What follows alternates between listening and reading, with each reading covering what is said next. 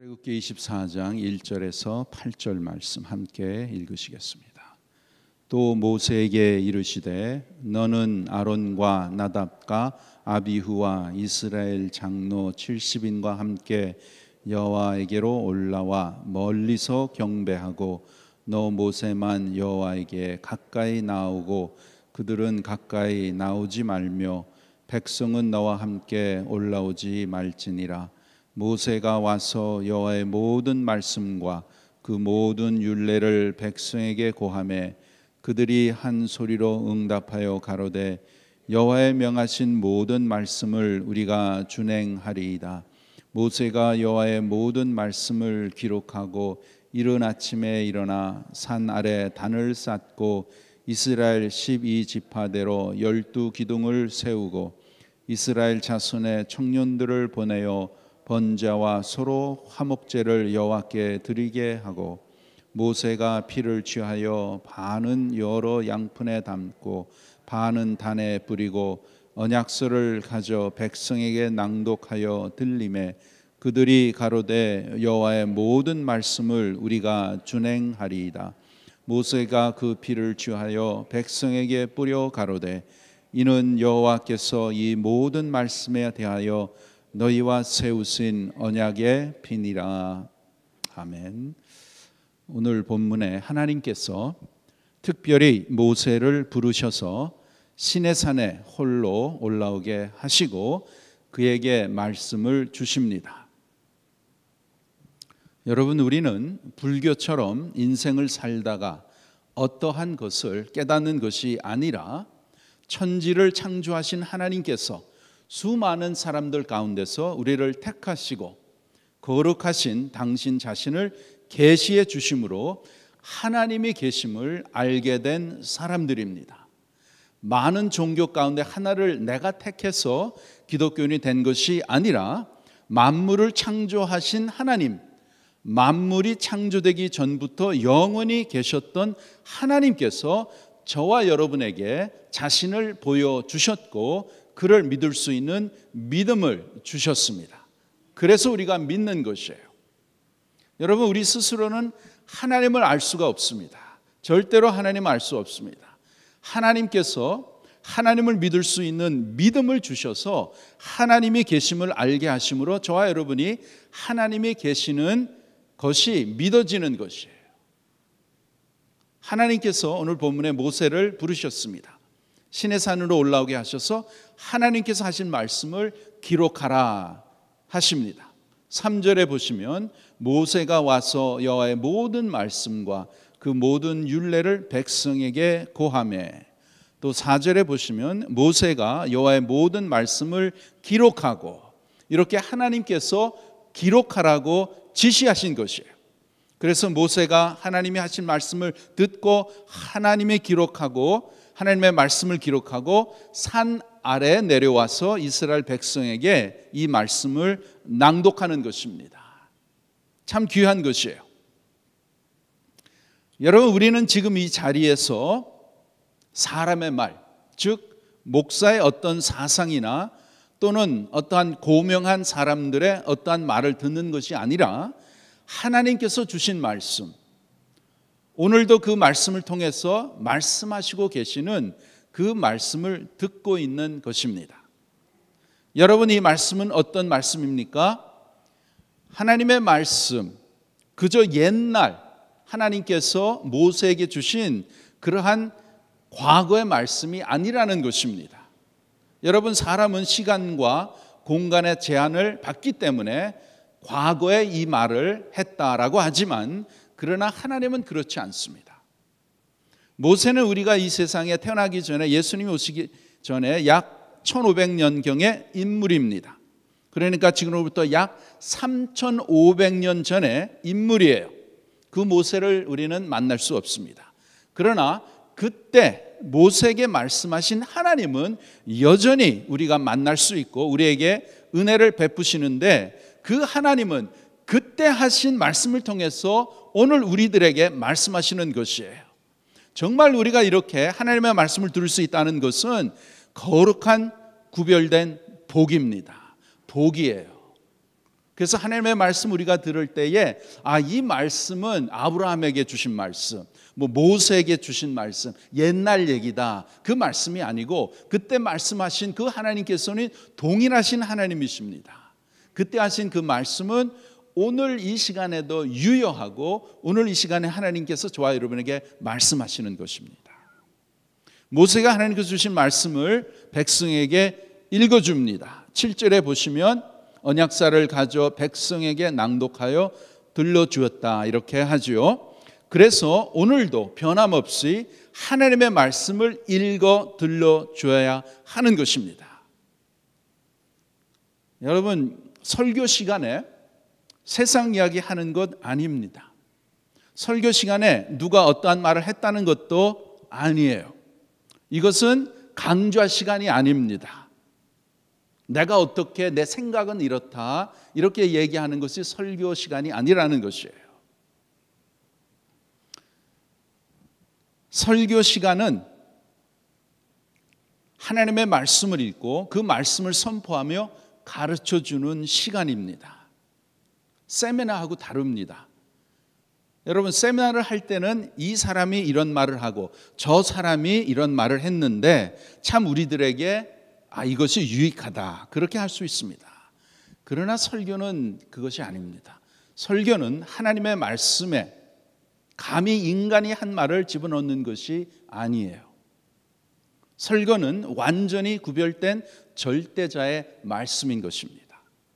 그래서 우리 하나님 아버지의 이 거룩하신 말씀을 들을 때는 사람의 상식과 지식으로 듣는 것이 아닙니다.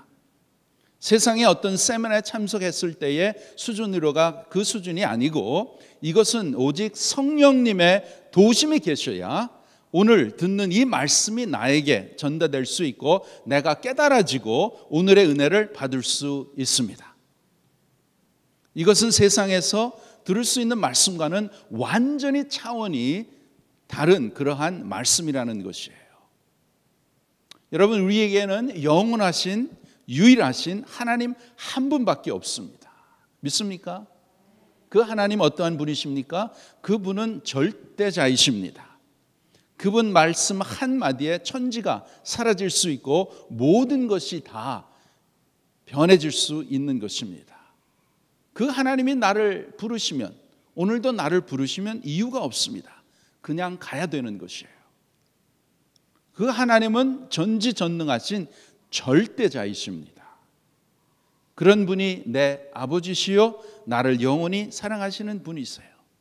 다 하나님 아버지의 발 아래 있습니다. 그래서 이스라엘 백성들이 하나님의 말씀을 듣고 어떻게 반응을 합니까? 7절에 보세요. 7절에 보시면 언약서를 가져 백성에게 낭독하여 들림에 그들이 가로되 여호와의 모든 말씀을 우리가 준행하리이다. 이렇게 하나님의 말씀을 듣고 순종하는 자세, 그것이 올바른 자세라는 것입니다. 그리고 8절에 보시면 언약의 피로 약속을 합니다. 순종하겠습니다.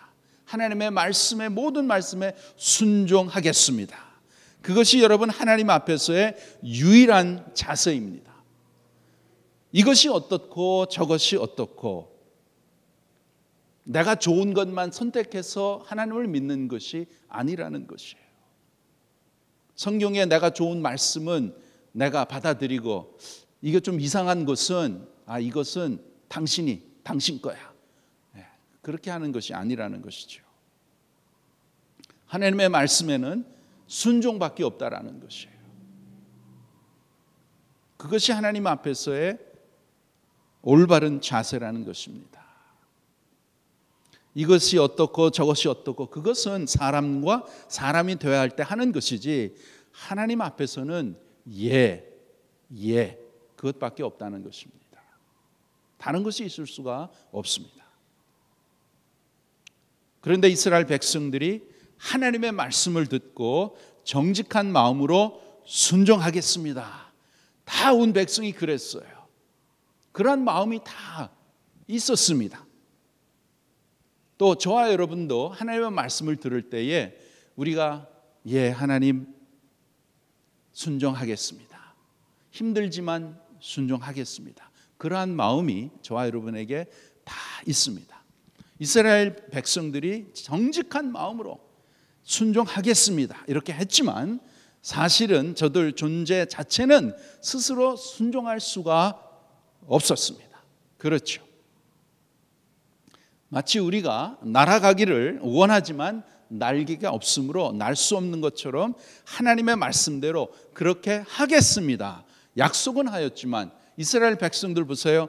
조금 있으면 또 원망하고 우상을 섬기고 하나님을 저버리는 것입니다. 이와 같이 우리도 하나님의 말씀을 들을 때는 마땅히 그렇게 순종하고자 하는 마음이 다 이렇게 있지만 그러나 그렇게 못해서가 문제가 아닙니까? 그것이 저와 여러분의 큰 문제예요. 그러면 어떻게 해야 되는가? 하나님께서는 어떻게 하셨는가? 그 문제를 하나님께서 해결하십니다.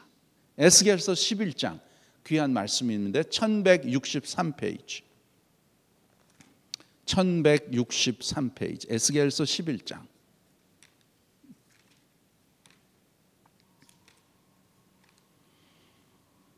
에스겔서 11장 19절 20절 말씀 함께 읽겠습니다. 1116페이지 에스겔서 11장 19절 20절 시작. 내가 그들에게 일치한 마음을 주고 그 속에 새 신을 주며 그 몸에서 굳은 마음을 제하고 부드러운 마음을 주어서 내 율례를 쫓으며 내 규례를 지켜 행하게 하리니 그들은 내 백성이 되고 나는 그들의 하나님이 되리라. 아멘. 예, 아멘. 내가 19절에 내가 그들에게 일치한 마음을 주고 그 속에 새 신을 주며 예. 하나님께서 그렇게 할 수 있도록 해 주시겠다고 하시는 약속입니다. 새 신을 주며 I will put a new spirit in them. New Spirit, 사도행전의 성령을 의미하는 것이에요. 그래서 여러분 우리는 할 수 없지만 아무리 내가 하나님 앞에 간절한 마음으로 소원하고 그렇게 약속을 하였지만 우리는 절대로 할 수 없습니다. 오직 성령의 능력으로 할 수 있습니다. 성령의 능력으로만 할 수 있다는 것이에요.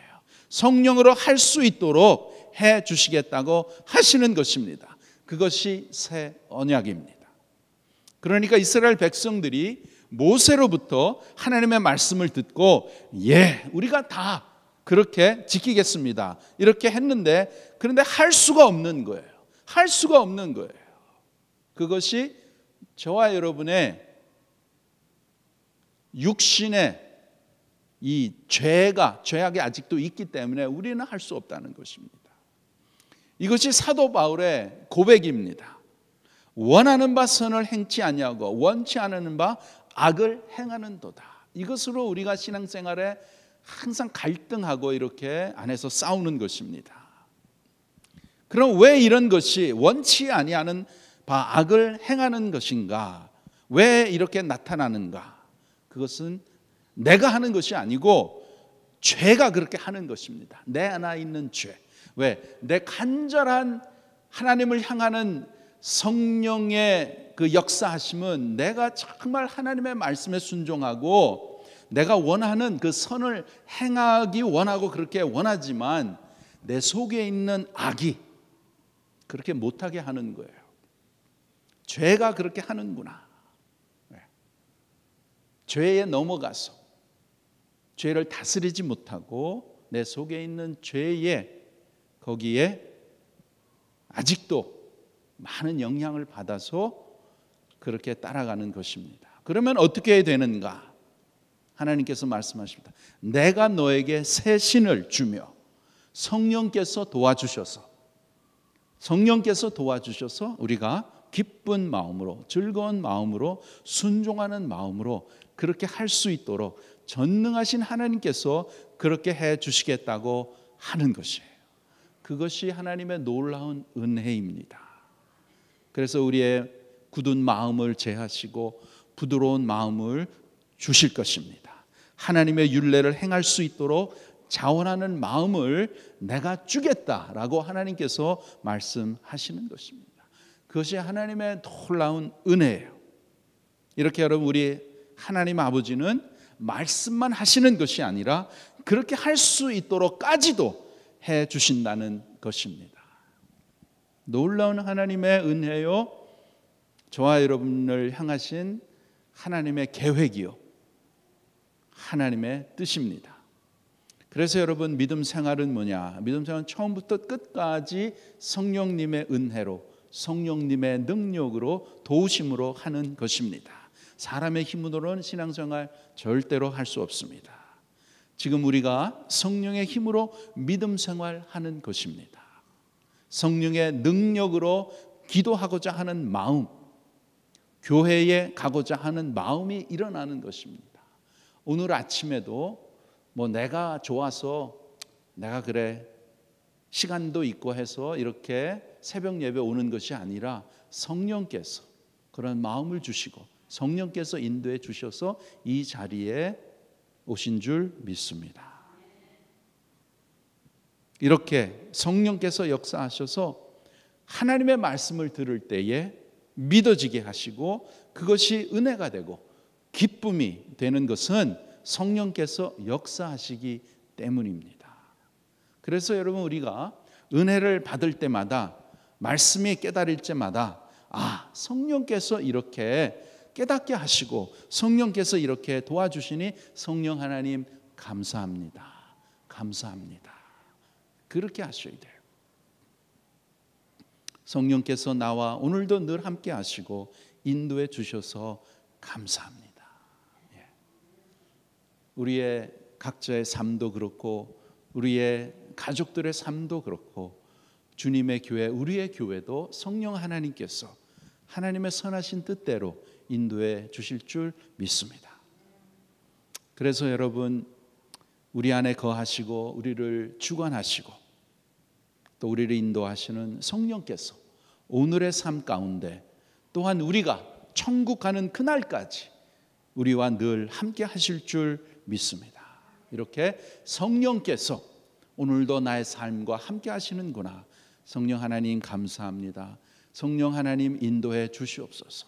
이렇게 우리의 남은 생애가, 우리의 믿음 생활에 이렇게 늘 성령님께 순복하는 이러한 복된 삶을 삽시다. 기도하겠습니다.